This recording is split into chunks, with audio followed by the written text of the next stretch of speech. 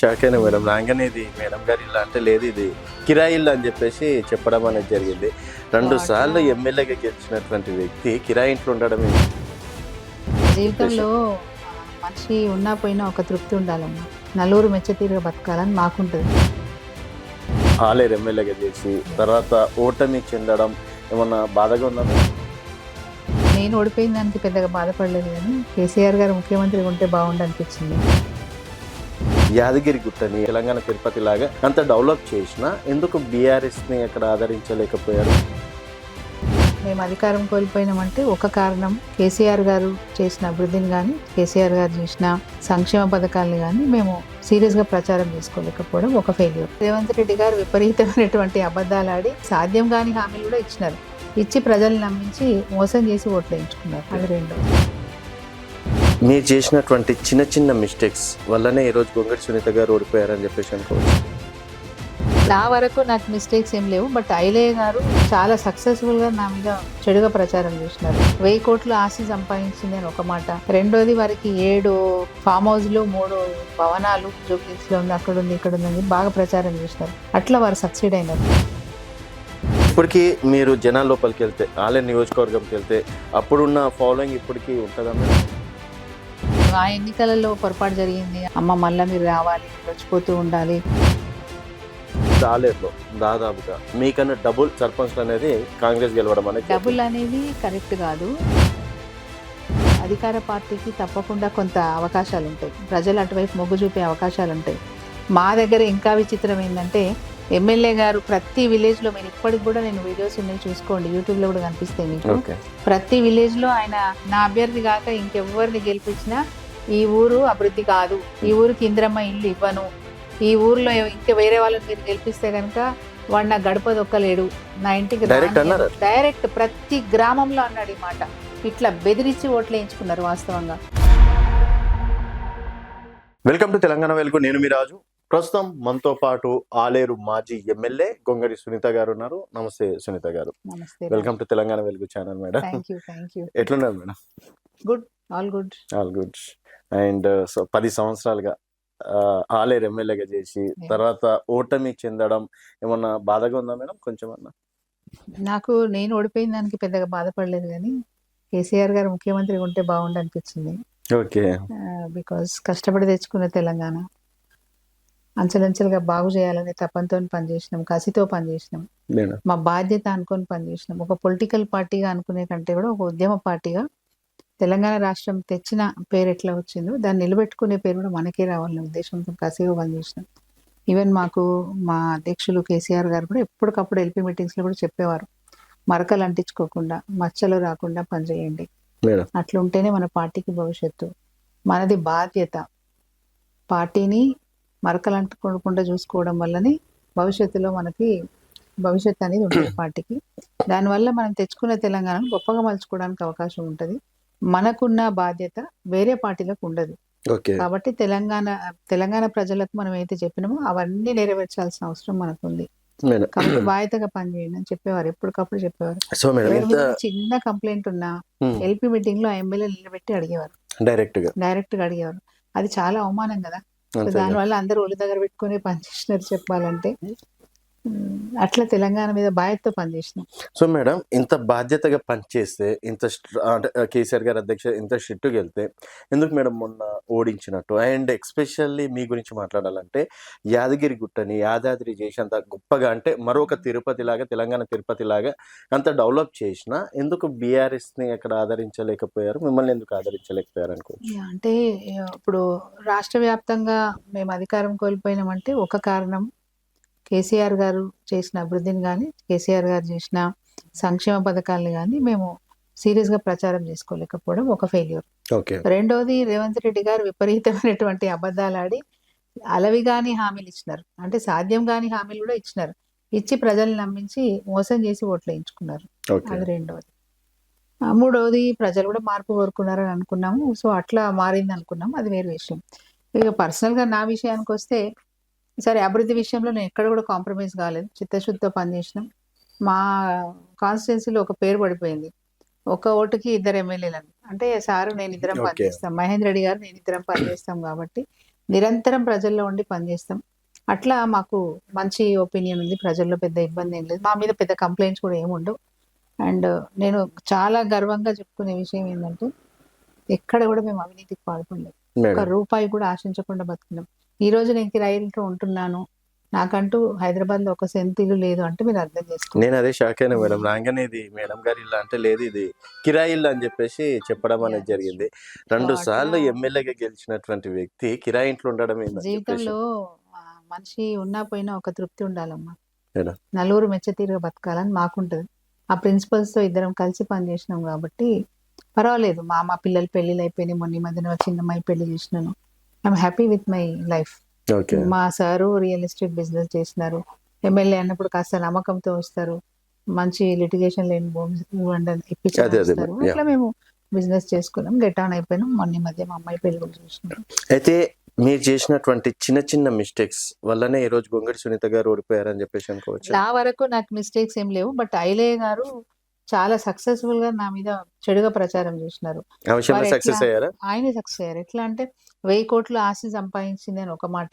హ్మ్. రెండోది వారికి 7 ఫార్మ్ హౌస్‌లు, 3 భవనాలు, హైదరాబాద్‌లో 3 భవనాలు జూబ్లీహిల్స్‌లో ఉంది, అక్కడుంది, ఇక్కడుందని చెప్పి బాగా ప్రచారం చేసినారు. అట్లా వారు సక్సీడ్ అయినారు. ప్రజలకు కూడా ఏమైపోతది 2 సార్లు ఎమ్మెల్యే ఉంటే బాగా సంపాదించిందనేది ఒకటొస్తది. అదే మేడం. 2 సార్లు అవకాశం ఇచ్చినాం కదా అనేది ఒకటొస్తది. ఇంకోటి వారు ఇంకా విపరీతంగా ఎట్లా చెప్పుకొచ్చినారంటే ఇప్పటికి 10 బిల్డింగ్‌లు యాహ్! సంపాదించుకుంది. రేపు మూడోసారి గెలిస్తే హెలికాప్టర్ ఉంటదని. ఇట్లా ఇంత ఘోరంగా, ఇంత దిగజారుడుగా ఆయన ప్రచారం చేసినారు. అది ఆయన సక్సీడ్ అని చెప్పుకోవాలి మరి. ఓకే. ఎందుకంటే ప్రజలలో 2 సార్లు ఎమ్మెల్యే అయ్యి అంత బాగా సంపాదించుకున్నాం అన్నప్పుడు డెఫినిట్‌గా ఆ ఫీల్ వస్తది. యాహ్! ఈమె ఇట్లా ఎదుగుతుంది కదా అనేది ఒకటొస్తది. కాకపోతే అందులో ఒక్కటంటే ఒక్కటి కూడా నిజం కాదు. ఒక్కటి అంటే కూడా అది జనాల లోపల తీసుకెళ్లడంలో మీరు ఏమైనా ఫెయిల్యూర్ అయ్యారా మేడం? అంటే అంటే ఇట్లా జనాలు దుష్ప్రచారం చేస్తున్న దాని మీద ఏమని చెప్తాం? నేను సంపాదించుకోలేదు, నేను చేయలేదని అట్లా చెప్పుకోం గదా! మన ఓకే. ప్రచారం ఎట్లుంటది? మీ ఊరికి ఈ అభివృద్ధి చేసినా, మీ మండలానికి ఈ అభివృద్ధి చేసినా, మన ప్రాంతాన్ని ఇట్లా అభివృద్ధి చేసుకున్నాం. భవిష్యత్తులో ఇంకా చేసుకుందాం. కేసీఆర్ గారు ఈ పథకం ఇచ్చిర్రు, ఆ పథకం ఇచ్చిండ్రు. మనం ఇంకా మన కష్టాలు తీర్చే దేవుడు కేసీఆర్ గారు. మా మా ప్రచార పందా ఇది. మేమెప్పుడు కాంగ్రెస్ పార్టీని విమర్శించకుండా పోయినాం. ఓకే. అది మేము చేసిన సో, మిస్టేక్. మీరు 10 సంవత్సరాలు డెవలప్ చేసిర్రంటారు. విపరీతంగా డెవలప్ చేసినాం. కాన్ఫిడెన్స్‌గా ఉన్నారు. 100% ఇప్పటికెళ్ళి కాన్ఫిడెన్స్. జనాలను అడిగినా సునీత గారు ఈ అభివృద్ధి చేసిందని అంటారు. ఏ ఊరికైనా వెళ్లి అడగండి. నా కాన్స్టిట్యుయెన్సీలో ఏ గ్రామానికైనా వెళ్లి అడగండి. నేను గర్వంగా చెప్పుకునే విషయం ఏందంటే, నేను 2014లో 2009లో నియోజకవర్గ ఇన్ఛార్జ్‌గా నాకు అవకాశం ఇచ్చారు కేసీఆర్ గారు. ఓకే. అప్పుడు నియోజకవర్గం అంతా తిరిగి ప్రతి గ్రామంలో పార్టీ కమిటీలు వేసుకొని పార్టీని స్ట్రెంథెన్ చేసే ప్రయత్నం చేసినాం. పార్టీ ఏ ప్రోగ్రామ్ ఇచ్చినా సక్సెస్ చేసినాం. అట్లా కష్టపడుతూ ఎదిగినాం. 2009 నుంచి 2014 వరకు ఇన్ఛార్జ్‌గా చేసినప్పుడు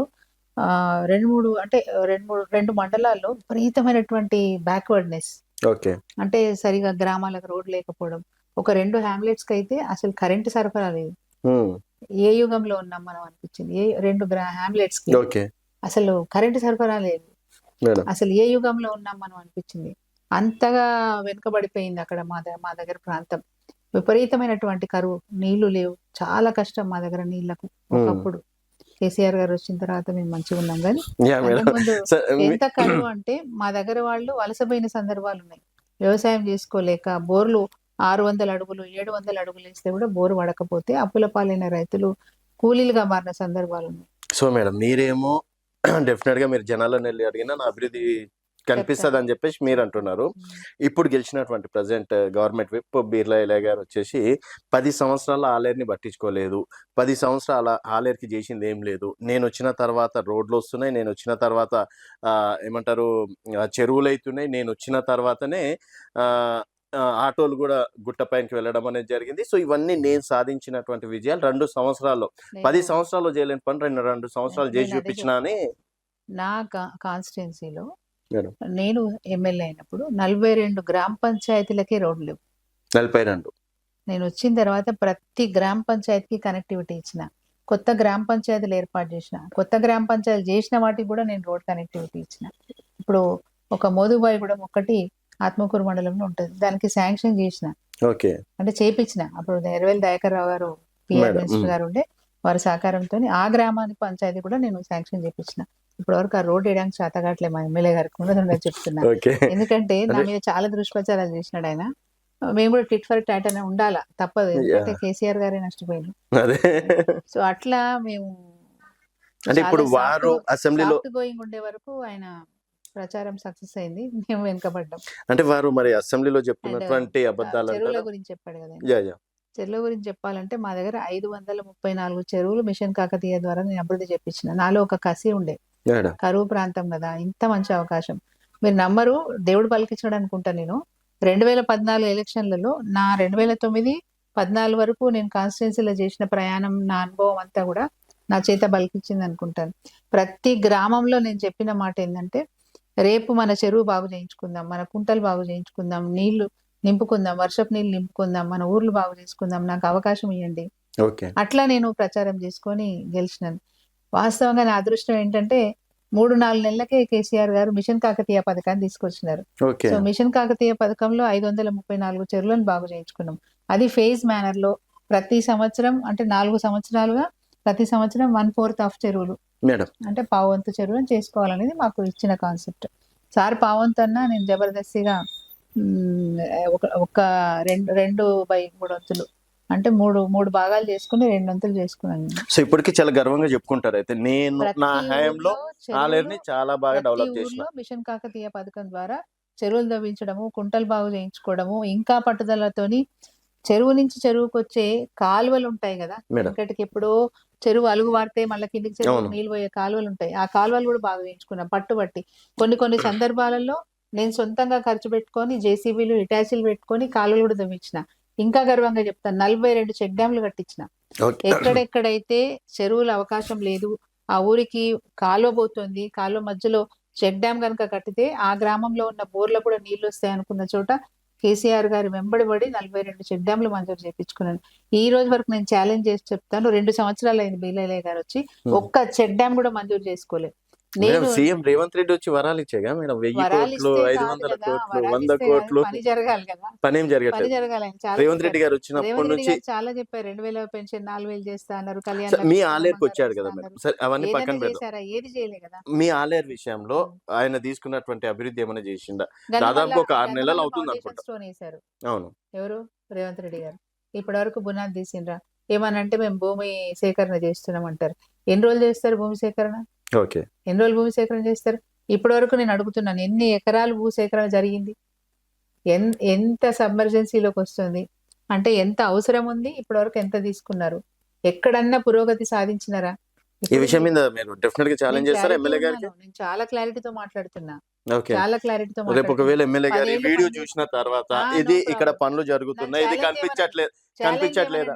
ఆయన వేసింది ఒక్కటే రోడ్డు, ఒక్కటే రోడ్. ఇప్పుడు ఒకటే రోడ్. నియోజకవర్గం మొత్తంలో ఒకటే రోడ్, డబుల్ రోడ్ చేసినారు. అది కూడా ఎంత తెలివిగా చేసినారంటే, మేము మంజూరు ఇచ్చిన రోడ్డు లెంత్ ని తగ్గించి, ఎందుకంటే నేను మంజూరు చేసి ఫౌండేషన్ వేసిన స్టోన్ కూడా ఇప్పటికీ ఉంది అక్కడ.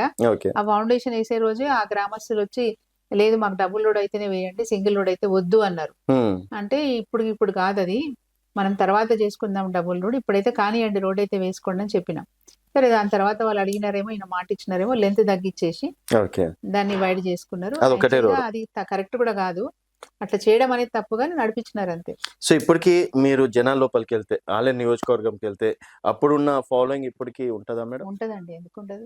ఇప్పుడు కొంచెం రియలైజ్ కూడా అవుతున్నారు. మర్చిపోలేదు అప్పుడు జనాలు అయితే మిమ్మల్ని. మర్చిపోలేదు. ఆ ఎన్నికలలో పొరపాటు జరిగింది, అమ్మ మళ్ళా మీరు రావాలి, మీరు వచ్చిపోతూ ఉండాలి, మీరు రెగ్యులర్ గా రండి. సార్ మీరు ఇంత బాగా చెప్తున్నారు, అదే ఆలేరులో ఫస్ట్ టైం రికార్డ్ అనుకుంటా 50,000 ఓట్ల అది పై చిలుకుతోటి గెలవడం అనేది ఇస్ నాట్ ఏ జోక్. వా- మరి అంటే బీర్లయ్య గారికి అంత ఆదరించింది అనుకోవచ్చా, సునీత గారిని అంత తిరస్కరించింది అనుకోవచ్చా? ఎట్లయినా అనుకోవచ్చు, ఎందుకంటే అబద్ధాలు బాగా పనిచేసినాయని చెప్తా నేను. ఒకటి. ఆయన విపరీతంగా నేను 1000 కోట్లు సంపాదించిన అని చెప్పుకోవడమే పెద్ద అబద్ధం. ఆ అబద్ధమే నన్ను దెబ్బ కొట్టిందని నేను అనుకుంటాను. అదొక్కటి. రెండో పాయింట్ ఏంటంటే, 2 సార్లు ఎమ్మెల్యేగా చేసినప్పుడు ఒకసారి ఎవరికైనా అవకాశం ఇస్తామనేది అట్లా 5 to 10% ఉంటారు. ఓకే. 5 to 10% ఖచ్చితంగా ఉంటారు. రెండోది, 2 సార్లు ఎమ్మెల్యే 9.5 సంవత్సరాలు మనం అధికారంలో ఉన్నప్పుడు 90 పనులై ఒక్క పని కాకపోయినా మన మీద నారాజు ఉన్న వాళ్ళు ఉంటారు. ఓకే. ఇప్పుడు మనకు వ్యతిరేకత 20% ఉంటదండి. ఎంత మంచిగా పని చేసినా, అది అది ఏ కామన్ మేడం. స్థాయిలో పని చేసినా ఖచ్చితంగా మనకు 15 to 20% డిఫరెన్స్ ఉన్నోళ్ళు ఉంటారు. అంటే మనకు మొదటి నుంచి పని చేసిన వాళ్ళు కాస్త పక్కకు పోవడం, అలిగిపోవడం, Yeah, ఇట్లాంటివి అది ఉంటది definite గా కామన్ ఉంటాయి. ఇక్కడే.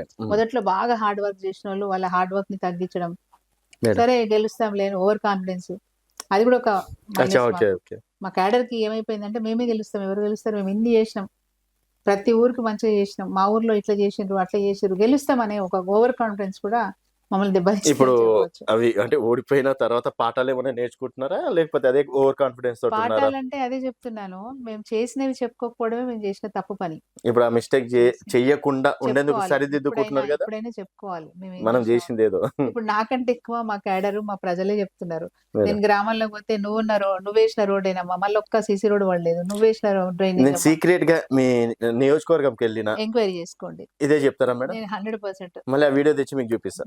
100% చూపించండి, ఖచ్చితంగా చూపించాలి, పక్కా ఆ ఖచ్చితంగా. కాన్ఫిడెన్స్ అయితే మీకు ఉంది. Yes yes yes yes okay madam, ఈ ఛాలెంజ్ అయితే మేము స్వీకరిస్తాం మేడం. డెఫినెట్ గా ఒక సర్ప్రైజ్ అనేది మీకు ఇస్తాం మేడం. మంచి దావత్ ఇస్తా మీరు అట్లా తీసుకొస్తే.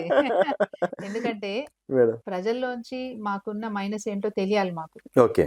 అంతే కదా. ఎవరైనా సరే మా దగ్గరకు వస్తే ముఖస్తుతే ఉంటది. మా దగ్గర మమ్మల్ని మెప్పించడానికి వాళ్ళు చెప్తా ఉంటారు, మా మంచిగా చెప్తారు, మేడం, మా మైనస్లు ఏం చెప్పరు. సో మీరన్నా సర్వే చేసి మా Yeah, మైనస్ sure. చెప్పండి, చెప్తే తప్పకుండా వాటిని సరి చేసుకునే ప్రయత్నం చేస్తాం. మేడం, నరసింహస్వామి ఆశీస్సులు కనుకరించలేడు అనుకోవచ్చా దేవుడు? మీ సైడ్ ఏమైనా చూడలేడు అనుకోవచ్చా యాదాద్రి? స్వామి వారికి మా మీద కోపం వచ్చేంత తప్పులు మేమేం చేయలేదు. ఓకే చేయలేదు, బట్ సరే అవకాశం ఒకసారి మనకి ఇచ్చినారు, 2 సార్లు ఇచ్చినారు, మేడం. ఈసారి మనకు అవకాశం కాక ఇంకొకరికి అవకాశం ఇచ్చినారు. నేను దాన్ని ఎప్పుడు కూడా తప్పుగా అనుకోవట్లేదు, నడుస్తూనే ఉంటది. ఏదైనా స్వామి కార్యం. గెలిపోవటం నేనైతే ఎప్పుడు ఒక విశ్వాసం నాకు ఉంటది, ఏది జరిగినా మన మంచిది. ఓకే. నేను ఎప్పుడు ఇదే నమ్ముతాను, ఏది జరిగినా మన సో మంచిది. ఇప్పుడు మీ వాల్యూ తెలుస్తుంది అయితే. నేను ఇంకొక మాట చెప్తాను. మేడం, ఒకరోజు మా ఆసిఫాబాద్ ఎమ్మెల్యే గారు కాల్ చేశారు, Hmm. కోవాలక్ష్మి గారు, మేము అప్పుడు మా కొలీగే కదా. Yeah yeah madam. సో మాట్లాడుతూ, అక్క మీరేమో గెలవలేదని మీరు అనుకుంటున్నారు, బాధపడుతున్నారు, నేనేం బాధపడతలేను లక్ష్మి అన్న. లేదు లేదు అక్క, మీరు అదృష్టవంతులు అన్నది. అదే నా మాట నా మాట. మేము గెలిచి వేస్ట్ అక్క, గ్రామాలలో మా పనులు అవ్వట్లేదు, ఏది కూడా మేము ప్రామిస్ చేసే పరిస్థితి లేదు, ఊర్లోకి వెళ్తే ఇదేమైంది అదేమైంది చెప్పలేకపోతున్నాము. కేసీఆర్ గారు ఉండగా సిడిపి ఫండ్స్ ఇస్తుండే, మనకు ఫస్ట్ లో 1.5 ఉంటే 3 కోట్లు చేసినారు సారు. ఈ రోజు నేను ఎమ్మెల్యే సంవత్సరంన్నర అయిందక్క, ఇప్పటివరకు ₹1 సిడిపి రాలేదు. ఓకే. అసలు మమ్మల్ని చాలా పక్షపాతం చూపిస్తున్నారు. అదే కాంగ్రెస్ ఎమ్మెల్యేలకు SDF ఇస్తున్నారు, Hmm. స్పెషల్ డెవలప్మెంట్ ఫండ్ ఇచ్చి వాళ్ళ గ్రామాల్లో పని చేసుకోవడానికి అవకాశం ఇస్తున్నారు. మమ్మల్ని అసలు పట్టించుకునేటోళ్ళే లేరు. అసలు మేము గెలిచినా ఒకటే ఓడినా ఒకటే అన్నట్టున్నది.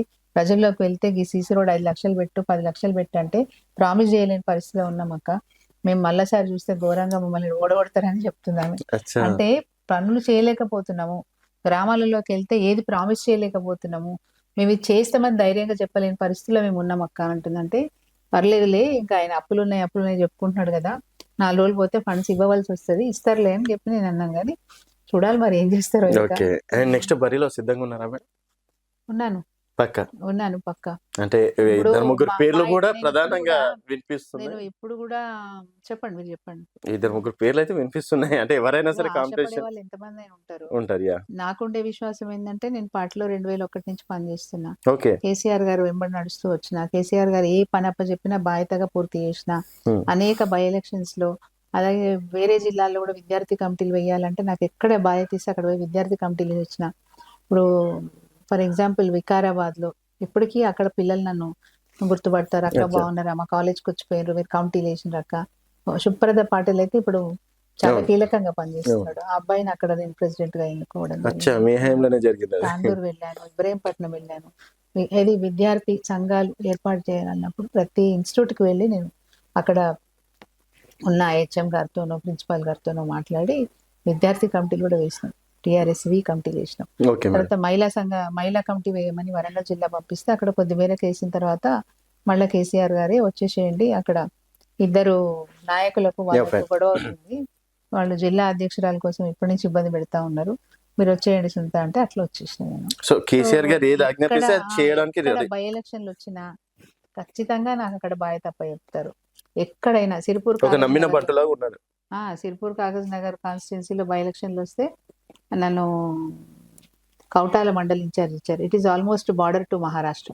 ఓకే ఆ బార్డర్ లో కూడా పనిచేసినాను. మేడం, ఇంకోటి అంటే ఇక్కడ మనం ప్రధానంగా ఎలక్షన్స్ చూసుకుంటే మొన్న అంటే మీరు అన్నారు జనాలు సర్పంచ్ ఎలక్షన్. జనాలు నన్ను మిస్ అవుతున్నారు, పార్టీని కేసీఆర్ని మిస్ అవుతున్నారు అని. Yes. మరి అట్లాంటిది ఆలేరులో దాదాపుగా మీకన్నా డబుల్ సర్పంచ్లు అనేది కాంగ్రెస్ గెలవడం అనేది డబుల్ జరిగింది. అనేది కరెక్ట్ కాదు. మా దగ్గర ఉన్న 193 దాదాపుగా 110 ఏమో గెలిచిండ్రు అనుకుంటా కాంగ్రెస్. ఉండొచ్చు. 193 గ్రామ పంచాయత్స్. హ్మ్. దాంట్లో 74 మేము గెలిచినాం. అంటే 74 74 మేము గెలిచినాం. అదే కొన్ని 130 బీజేపీ పోయినాయి, కొన్ని ఇండిపెండెంట్, కొన్ని కమ్యూనిస్ట్ పార్టీ. చాలా తక్కువ సంఖ్య అవి. బీజేపీ గాని కమ్యూనిస్ట్ అయితే ఇంకా అంటే ఇప్పుడు వీళ్ళని సిల్లులో కాంగ్రెస్ వాళ్ళని ఆదరిస్తున్నట్టే కదా! దాదాపుగా ట్రిపుల్ అంటే డిజిట్ దాటిందంట. ఒకటి మీరు ఆలోచించండి. అధికార పార్టీకి తప్పకుండా కొంత అవకాశాలుంటాయి. ఓకే. ప్రజలు అటువైపు మొగ్గు చూపే అవకాశాలుంటాయి.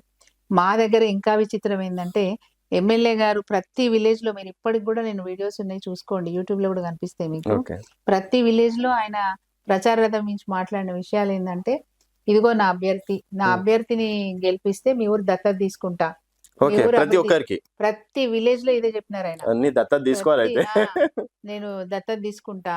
నా నా అభ్యర్థి గాక ఇంకెవ్వరిని గెలిపించినా ఈ ఊరు అభివృద్ధి కాదు. హ్మ్. ఈ ఊరికి ఇందిరమ్మ ఇల్లు ఇవ్వను. ఈ ఊర్లో ఇంకా వేరే వాళ్ళని మీరు గెలిపిస్తే గనక వాడు నా గడప దొక్కలేడు. నా ఇంటికి డైరెక్ట్ అన్నారా రానియను. అట్లా? డైరెక్ట్ ప్రతి గ్రామంలో అన్నాడు ఈ మాట. ఇట్లా బెదిరించి ఓట్లేయించుకున్నారు వాస్తవంగా. పాపం పేద అంటే ఓటర్లు, సాధారణ ఓటర్లు ఏం ఆలోచిస్తారు? ఎవడు గెలిస్తే మాకేంది సర్పంచు? మా ఊరు అభివృద్ధి కాకపోతే అదే. ఎట్లా? మాకు ఇందిరమ్మ ఇల్లు రాకపోతే ఎట్లా? రేషన్ కార్డులు బంద్ చేపిస్తా అంటుండు. పెన్షన్లు కొత్తయి రావంటుండని భయానికి ఓట్లేసినారు. భయపెట్టిచ్చి ఓట్లేయించుకున్నారు మా అయ్యలయ్య గారు. నేను ఇప్పటికి చెప్తున్నా, మీరు నా కాన్స్టిట్యుయెన్సీలో ఏ గ్రామ పంచాయతీకైనా వెళ్లి అడగండి. యాహ్! మేడం. మొన్న గ్రామ పంచాయతీ ఎలక్షన్స్‌లో వీరలయ్య గారు మీ ఊరికొచ్చారా? వస్తే ఏం మాట్లాడిర్రని అడగండి చెప్తారు. సో, ప్రతి డెఫినెట్‌లీ. గ్రామ పంచాయతీలో బ్లాక్‌మెయిల్ చేసి బెదిరించి ఓట్లేయించుకున్నారు. ఈవెన్ మా పార్టీ మద్దతిచ్చిన అభ్యర్థిని వాళ్ళ పార్టీ నాయకులు బెదిరించి విత్‌డ్రాల్ చేయించడం. లేకపోతే ఏకగ్రీవం చేసుకోమని వాళ్ళ మీద ఒత్తిడి తీసుకురావడం. పైసలు పెట్టి కొనడానికి కూడా ప్రయత్నం చేసినారు. నేను గర్వంగా చెప్తున్నా ఇయాల 74 మేము గెలిచినామంటే ఎదురొడ్డి గెలిచినారు. పోరు చేసి గెలిచినారు. ఓకే. ఒక వాళ్ళందరూ ఉద్యమం ఎనక లాగా మీరుంటారా చేసినారు. మేడం? 74 ఎందుకుండనండి నేను మా క్యాడర్ నేను ఎందుకు కాపాడుకోను. ఓకే. 2009 నుంచి నియోజకవర్గ ఇన్ఛార్జ్‌గా పనిచేస్తున్నా. ఇప్పుడు మళ్ళీ ఇన్ఛార్జ్‌గానే ఉన్నాను. మరి వారి బాధ్యతలు నాదే కదా! అంతే. మంచి చెడులు ఏదున్నా ఏదున్నా చూసుకుంటారు. నాదే కదా! మరి సరే ఇప్పుడు నెక్స్ట్ అధికారంలో వాళ్ళే ఉంటారు. హ్మ్. సో, ధనబలం గావచ్చు, ప్రజాబలం ఇంకేదన్నా ఉంటాయి. నెక్స్ట్ అధికారమా? అంటే ఇప్పుడు అధికారంలో ఉన్నారు గదా! ఆ! నెక్స్ట్ ఉంటారు. అధికారంలో ఇంకో ఉన్నప్పుడు 2.5 ఎలక్షన్స్ సంవత్సరాలు కాబట్టి ఉంటారు కదా! మేడం? ఇంకో 2.5 సంవత్సరాలు ఉంటారు. 3 సంవత్సరాలు అంతే అదే ఇగ 3 ఈ సంవత్సరాలు. లోపల ఎలక్షన్స్ వస్తాయి. సో, 2.5 తర్వాత సంవత్సరాలు. మీరు గెలుస్తారనుకుంటున్నారు. 100% ఆయన ఇంకా 50,000 కాదు 80,000 మెజార్టీతోటి గెలుస్తానని నాకే ఛాలెంజ్ చేసిండు మేడం. చేసినారా? నా వీడియోలోనే ఛాలెంజ్ చేశారు. అంటే రివర్స్ అయితదేమో. అంటే మీరు 80,000 అంటున్నా. సో, మీకు చెప్పలేం. 80,000 అంట. చెప్పలేం కదా! ఇప్పుడు దానికి తగ్గట్టు గ్రౌండ్ వర్క్ స్టార్ట్ అయిందా మేడం? ఇంకా కొన్ని రోజులు అంటే గ్రౌండ్ వర్క్ ఏముంటది చెప్పండి? ప్రజలతోని ఎప్పుడు మనం కలిసి ఉండడం, ఏ కార్యక్రమం ఉన్నా అటెండ్ కావడం లాంటివి చేసుకుంటే గ్రౌండ్ వర్కే. ఏముంటది గ్రౌండ్ మరి వర్క్ ఇంకోసారి కూడా నేనే సీఎం అని రేవంత్ రెడ్డి గారు అంటున్నారు. కేసీఆర్ గారిని మళ్ళీ సీఎంగా చూడవచ్చా జనాలు, తెలంగాణ ప్రజలు? ఇప్పుడు నిజంగా మళ్ళీ ముఖ్యమంత్రిగా రేవంత్ రెడ్డి గారు అయ్యేదుంటే మీరు చెప్పినట్టు మాకు గ్రామ పంచాయతీలు తక్కువొచ్చినా ప్రజల నుంచి ఎంత వ్యతిరేకత వచ్చిందనేది ఆయనకు అర్థమై ఉంటది కదా! ఓకే. ఇప్పుడు కూడా చెప్తున్నా నేను 35% గ్రామ పంచాయతీలు బీఆర్ఎస్ పార్టీ కైవసం చేసుకుంది. నేను ఓవరాల్‌గా స్టేట్స్ అని యాహ్! యాహ్! చెప్తున్నా. ఓట్ల లెక్కింపు చూస్తే మీరు ఆశ్చర్యపోతారు. 49% ఈరోజు బీఆర్ఎస్ పార్టీకి మద్దతు ఇచ్చినారు. 51% మాత్రమే కాంగ్రెస్ పార్టీకి మద్దతు వచ్చింది. అంటే ప్రజల్లో వ్యతిరేకత ఉందా? సానుకూలత ఉందా? రేవంత్ రెడ్డి పట్ల. ఓకే. అండ్ ఇప్పుడు నెక్స్ట్ మున్సిపల్ గావచ్చు, ఎంపీటీసీ, జెడ్పీటీసీ గావచ్చు. సో, ఈ సర్పంచ్ కన్నా బెటర్ రిజల్ట్ తెప్పిస్తారా? డెఫినెట్‌గా. ఎందుకంటే సర్పంచ్ అన్నప్పుడు పార్టీ పార్టీ సింబల్ ఉండదు. సింబల్ ఉండదు. దానివల్ల కొంత ఇబ్బందికరమైన పరిస్థితి ఉంటది. ప్రజలలో మళ్ళీ కేసీఆర్ కావాలనే బలమైన కోరిక ఉంది కాబట్టి, ఆ కోరికతోనైనా మేము గెట్ ఆన్ అవుతాం. మంచిగా రిజల్ట్ సాధిస్తామనే నమ్మకం ఉంది. ప్రజల్లో మా కార్యకర్తల్లో కూడా ఇయాల ఉత్సాహం వచ్చింది. మళ్ళీ ఒక ఉద్యమ పోరాటం చేయవలసిందే అన్నంత స్ఫూర్తి ఉంది ఇప్పుడు నిజంగా చెప్పాలంటే. ఓకే. అంటే నేను చెప్తున్నా కదా! ఇప్పుడు మేము గెలిచిన 74 గ్రామ పంచాయతీలు కూడా మా వాళ్ళు కసిగా పనిచేసినారు. ఓకే. అండ్ మేము ఓటమి పాలైన మిగతా చోట్ల కూడా చాలా తక్కువ మెజార్టీతో ఓడిపోయినాం మేము. చాలా తక్కువ మెజార్టీతో ఓడిపోయినాం. మా పార్టీలో రెబెల్స్ ఉండడం వల్ల కూడా ఓడిపోయినాం. అచ్చా! వద్దన్న వాళ్ళు కూడా కంటెస్ట్ చేసినారు. అట్లా కూడా మేము ఓడిపోయినాం. నిజంగా అప్పుడు కారు సింబల్ ఉన్నదనుకోండి, బీఫామ్ ఇచ్చినోళ్ళే అభ్యర్థిగా గుర్తిస్తారు. అవునవును. గుర్తిస్తారు కాబట్టి మాకు ఎక్కువ సీట్లు గెలుచుకునే అవకాశం ఉంటది. అవసరమైతే ఆహ్, చాలా వరకు ఎంపీపీలు మేము కైవసం చేసుకోవచ్చు, మున్సిపల్ చైర్మన్ కూడా మేము కైవసం చేసుకునే అవకాశం ఉంది. Okay madam. సో రేపటి నాడు ఎన్ని రాజకీయ పార్టీలు వచ్చినా ఎవరు వచ్చినా డెఫినెట్ గా కేసీఆర్ గారు సీఎం, మీరు 80,000 మెజార్టీ అన్నారు కదా, డెఫినెట్ గా అవుతుంది అంటారు. నేను గెలుస్తా అని చెప్తున్నా. యా. ఆయన గారు ఏదో చెప్పుకున్నారేమో 80,000 అని, ఓకే. ఎందుకు చెప్పినారో అర్థం కాక రివర్స్ కూడా కావచ్చు అని చెప్పినాను. సో చూద్దాం మేడం, రాలేదు ప్రజలు ఎంతవరకు మళ్ళీ సునీత గారి సేవలను గుర్తించుకుంటారు, చేసినటువంటి అభివృద్ధి గుర్తించుకుంటారు అనేది కూడా చెప్పుకోవాలంటే, నేను కేవలం ఒక ఎమ్మెల్యేగా ప్రభుత్వ నిధులతోనే అభివృద్ధి చేయాలని నేను ఎప్పుడు కూడా అనుకోలేదు. చాలా వరకు మా దగ్గర ఉన్న సమస్యల్ని అడ్రస్ చేయడానికి నేను స్వచ్ఛంద సంస్థల సహకారం కూడా తీసుకొని చాలా వరకు వర్క్ చేశాను. ఓకే. ముఖ్యంగా స్కిల్ డెవలప్మెంట్ యాక్టివిటీస్ లో నేను ముందున్నా. నేను 2001లో ఎంపీపీ అండి.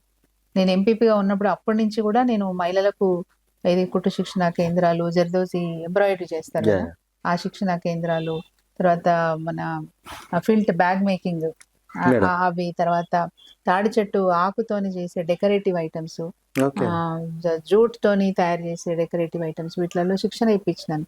ఇప్పటికీ ఆలేరులో అగరబత్తి మేకింగ్ నడుస్తా ఉంది.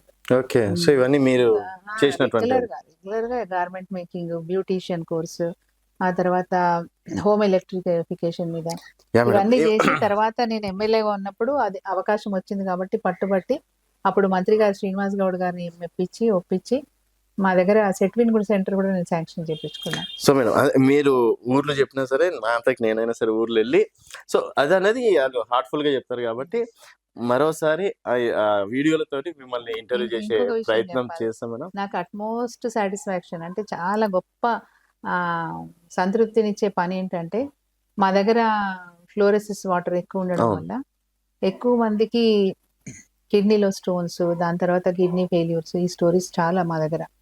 సో వాళ్ళ బాధలు చూడలేక నేను ప్రయత్నం చేసిన, మా దగ్గర డయాలసిస్ సెంటర్ పెట్టేయాలని చెప్పి చాలా ప్రయత్నం చేసిన. బట్ ప్రభుత్వ పరంగా అప్పుడున్న నిర్ణయం ఏంటంటే జిల్లా హెడ్ క్వార్టర్లో మాత్రమే పెడతాము అనేది ఒక ఆలోచన. సో లేదు, నా కాన్స్టిట్యున్సీకి ఒక డయాలసిస్ సెంటర్ కావాల్సింది అని పట్టుబట్టి నేను 46 లక్షలు నా నిధులు, నా సొంత నిధులతోని, అట్లాగే 10 లక్షలు సన్ సిటీ గ్రూప్ అని ఒక వెంచర్ వాళ్ళు ఉన్నారు, వాళ్ళని అడిగాను, వారు 10 లక్షలు ఇచ్చారు. సో నాకు హీల్ అని ఒక సంస్థ ఉంది, స్వచ్ఛంద సంస్థ ఉంది. నేను వేరే వాళ్ళ దగ్గర నుంచి ఫండింగ్ తీసుకొని చేయాలి, బట్ నేను ఎవరిని అడగబుద్ధి కాలేదు. ఒక సన్ సిటీ వాళ్ళని అడిగాను, ఎందుకంటే ఆయన కొంచెం సోషల్ యాక్టివిటీస్ చేస్తూ ఉంటాడు, అందుకోసం ఆయన అడిగితే ఆయన హెల్ప్ చేస్తానని చెప్పి 10 లక్షలు ఇచ్చారు. వారు 10 లక్షలు, నా 46 లక్షలు పెట్టి నేను డాక్టర్స్ పక్కనే ఉండాలి సెంటర్, ఎందుకంటే డాక్టర్స్ ఉంటేనే వాళ్ళకి ఏదైనా ఎమర్జెన్సీ ఉన్నా చూసుకుంటారని చెప్పి మా దగ్గర ఉన్న కమ్యూనిటీ హెల్త్ సెంటర్ ప్రాంగణంలోనే నేను డయాలసిస్ సెంటర్కి ఒక బిల్డింగ్ కట్టించి, దానికి కావాల్సిన ఆర్ఓ ప్లాంట్ పెట్టించి, పైన ట్యాంకు, సెపరేట్ ట్రాన్స్ఫార్మర్, దానికి సెపరేట్ సంపు, ఇవన్నీ కూడా బోర్, మోటార్, ఇవన్నీ అరేంజ్ చేసుకున్నాను. దాని తర్వాత అది నిరంతరం నడవాలి, బర్డెన్ కావద్దు, ఉచితంగా, చెప్పేది ఉచితంగా డయాలసిస్ చేయాలి. ఎందుకంటే ఒక్కొక్క పేషెంట్ స్టోరీ వింటే చాలా బాధ అనిపిస్తుంది అండి. 50,000 నుంచి 60,000 ఖర్చు ఒక నెలకు 50,000 నుంచి 60,000. పేదవాళ్ళు, మధ్యతరగతి వాళ్ళు నెలకు 50,000 పెట్టాలంటే వాళ్ళ జీవితాంతం ఏం చేసినా కానీ అది చేయలేరు. ఒక కుటుంబం మనిషిని కోల్పోయే పరిస్థితి. ఆ మనిషిని, ఆ కుటుంబానికి దూరం చేయొద్దనే తపనతోని, మనిషి భారం కావద్దు ఆ కుటుంబానికి అనే తపనతోని నేను చాలా చోట్ల తిరిగి ఆఖరికి భగవాన్ మహావీర్ జైన్ ట్రస్ట్ వాళ్ళు వాళ్ళని ఒప్పించి ఈ రోజు నేను గర్వంగా చెప్తున్నా, చాలా మంది పేషెంట్లకు మేము ఉచితంగా డయాలసిస్ ట్రీట్మెంట్ ఇస్తున్నాం. ఓకే మేడం, ఇది మీ ఖాతాలోనే ఉందా లేకపోతే వేరే వారి ఖాతాలో? చేసింది నేనే, పెట్టింది నేనే. నియోజకవర్గ ప్రజలందరికీ తెలుసు. జనగాం వాళ్ళు కూడా వచ్చి ఇక్కడ వచ్చి చేయించుకుంటారు. చౌటుప్పలు, రామన్నపేట వాళ్ళు వస్తే నేను వెళ్ళినప్పుడు, మీ దగ్గర గవర్నమెంట్ ఇది పెట్టారు కదా, మీరు ఇక్కడ దాకా ఎందుకు వస్తున్నారు అంటే, మాకు ఇక్కడే బాగుంది అంటారు. మా స్టాఫ్ కూడా చాలా బాగా రిసీవ్ చేసుకుంటారు, చాలా బాగా చూసుకుంటారు, చాలా కేరింగ్ ఉంటారు. సో ఇవన్నీ చెప్పుకున్నా గెలిచేటోళ్ళేమో మేడం. డయాలసిస్ గురించి కాన్స్టిట్యున్సీలో దాదాపుగా అందరికీ తెలుసు. బట్ సరే, వాటర్ ప్లాంట్స్ పెట్టడము, సో అవినీతి మార్కలు అనేది ఏం లేదు, ఎవరినైనా అడగొచ్చండి. Madam sure. అదైతే నేను డెఫినెట్ గా ఆలేరు దగ్గరికి వెళ్ళి జనాలను అడిగి మరొక ఇంటర్వ్యూ మీతో కలిసే ప్రయత్నం చేద్దాం madam. Thank you madam, thank you so much. So ఇది ఆలేరు మాజీ ఎమ్మెల్యే గొంగిడి సునీత గారితో స్పెషల్ చిట్ చాట్. మరొక మళ్ళీ కలుద్దాం. చూస్తూనే ఉండండి తెలంగాణ వెలుగు.